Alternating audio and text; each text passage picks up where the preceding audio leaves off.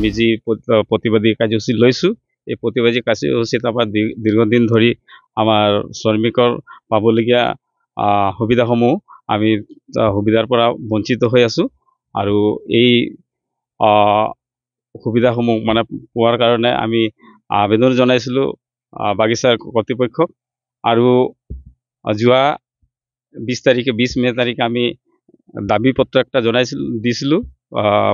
পৰিচালক মহোদয়ক আৰু তাৰ দাবী পত্ৰ হিচাপে আমাৰ 10 দফীয়া দাবী আছিলে তাৰ মেইন আমাৰ দাবী আছিলে তাৰ ভিতৰত মেইন আছিলে আমাৰ ফাইৰুড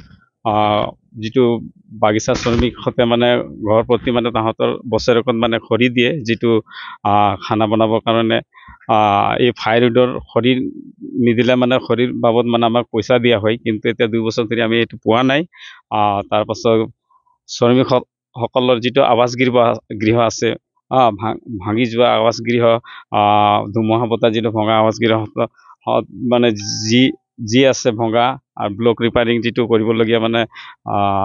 কোম্পানীৰ ফালৰ পৰা বাগানৰ কৰ্তৃপক্ষৰ ফালৰ পৰা কৰিবলগীয়া আছিলে এইটো আমাক মানে এতিয়া 2-3 বছৰ ধৰি এতিয়ালৈকে কৰা নাই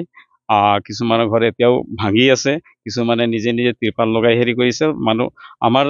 মজদুৰহঁতৰ মানে বহুত অসুবিধা হৈ আছে Do not forget to like, share and subscribe to the Assam Tribune.